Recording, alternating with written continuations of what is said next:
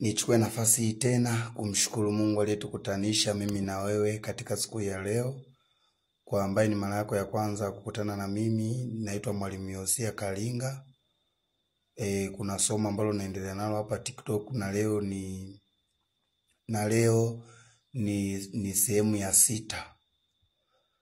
Katika sehemu iliyopita tulikuwa tunaongelea madhaifu yaliyoko katika Torati, yaliyokuwa katika Torati, katika somo linalosema tukiongozwa na Roho hatuko chini ya sheria. Tukiongozwa na Roho hatuko chini ya sheria. Nimeongea sehemu ya kwanza, ya pili, ya 3 na ya 4 na ya 5 pia.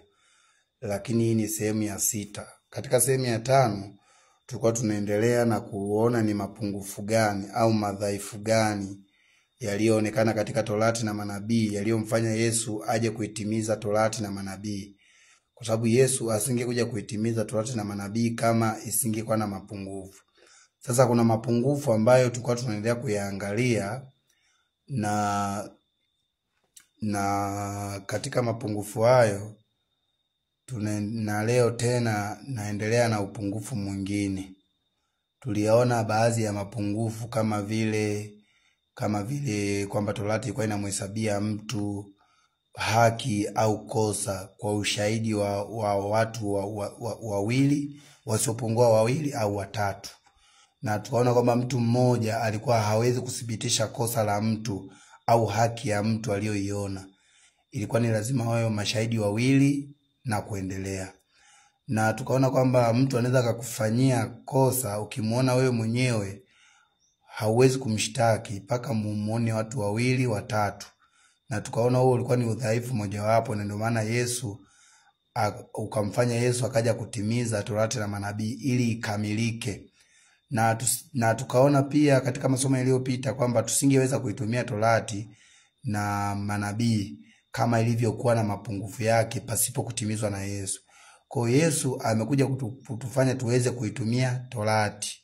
Torati si kwamba tumeiacha, tunaendelea kuitumia, lakini tunaitumia katika ukamilifu wake. Hatuitumii katika mapungufu yake. Hasa leo kuna jambo jingine ambalo nataka tuliongee tena katika hayo madhaifu ya Torati. Torati na manabii au sheria ya Musa. Sheria ya Musa iliagiza waovu kupigwa mawe. Waovu kupigwa mawe mpaka kufa. Waovu kupigwa mawe mpaka kufa. Mtu akijulikana ni muovu kwa mashahidi hao 2 3, adhabu yake ilikuwa ni kupigwa mawe mpaka kufa. Na lengo la kuwapiga waovu mawe, aidha wazinzi au wachawi au mwivi, lengo la kumpiga mawe ilikuwa ni kwamba ukimpiga mawe mwivi utakomesha tabia mbovu. Tabia zote hizo kinyume na sheria zitapotea. Na huo ndio ulikuwa upungufu wa Torati, kiasi kwamba ungetumika leo. Hebu piga picha leo, kuanzia watu 2 mkimthibitisha mtu ni mwizi, wangapi wangepigwa mawe leo? Au kuanzia watu 2 3 nyewe mashahidi mkathibitisha mtu fulani ni mchawi, wangapi wangepigwa mawe leo? Haya, mkathibitisha mtu fulani ni muongo, wangapi wangepigwa mawe? Mtu fulani ni msengenyaji, mtu fulani ni mwenye chuki, mtu fulani ni mfisadi, wangapi wangepigwa mawe leo? Kwa hao ilikuwa ni mapungufu kiasi kwamba tungeongozwa na Torati mpaka leo hii. Tungeongozwa na Torati katika uhalisia wake wa kipindi kile bila kutimizwa na Yesu, tusingeweza kuifuata. Na yamkini tusingebaki na mtu hata mmoja katika dunia hii. Kwa sababu maandiko yenyewe yanasema kwamba hakuna mwanadamu asiyekosa. Lakini ukisoma katika Kumbukumbu la Torati sura ya 22 na mstari wa 22, utaona pale imeeleza wazi kwamba mtu ukimkuta na dhini unatakiwa umpige mawe mpaka kufa. Hiyo ni Kumbukumbu la Torati 22 mstari wa 22. Lakini pia ukisoma katika Hesabu sura ya 15 kuanzia mstari wa 32 mpaka wa 36. Kitabu cha Hesabu sura ya 15 kuanzia mstari wa 32 mpaka wa 36. Tunamuona kuna mama mmoja pale alikuwa anaokota kuni siku ya Sabato. Siku ya Sabato waliambiwa wasifanye kazi yoyote, hata kupika, hata kuwasha moto, wasiwashe moto. Sasa Wanaisraeli walimkuta mtu anaokota kuni siku ya Sabato. Sijajua, Biblia haijaeleza sana. Yamkini alikuwa anaokota hizo kuni akapike nyumbani, au pengine aokote hizo kuni akapikie baada ya Sabato kupita. Lakini Wanaisraeli walimkuta, kwa mujibu wa Torati wakampiga mawe mpaka kufa.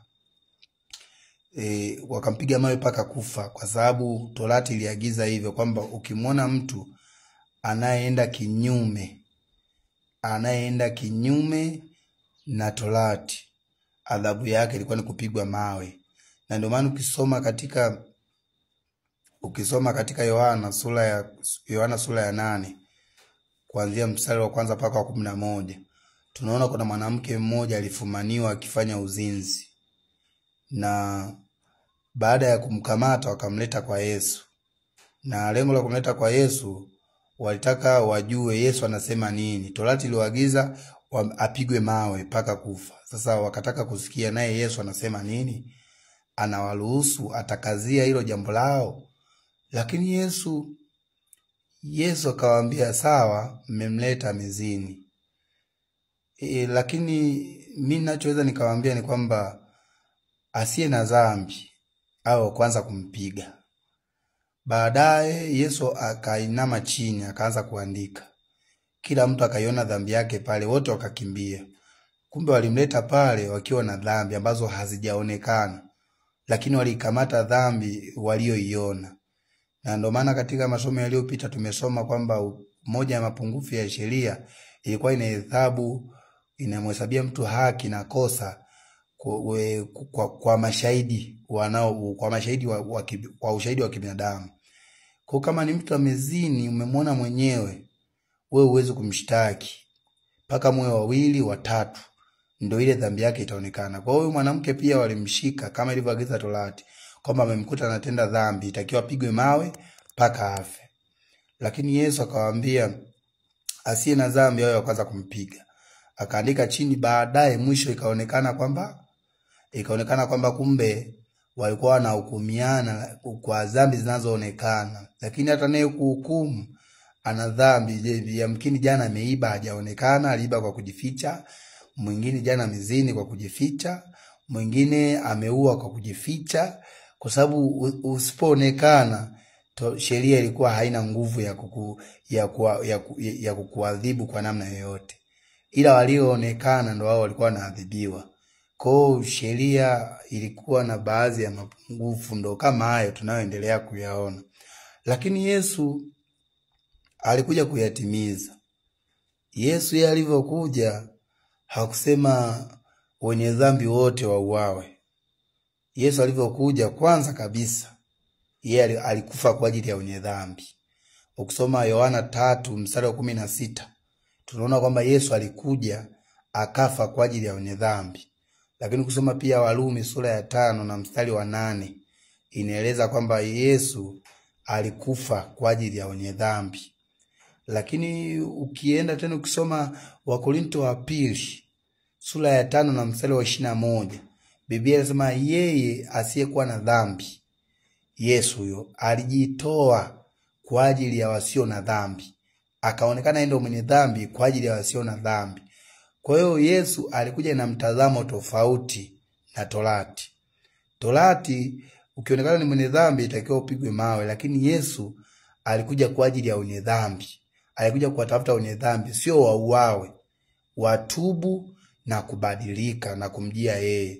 Na ndio maana katika Mathayo sura ya 11 mstari wa 28, Mathayo sura ya 11 mstari wa 28, Yesu anawaita wenye dhambi wote watubu, awapumzishe na sio kupigwa mawe tena. Mungu awabariki sana.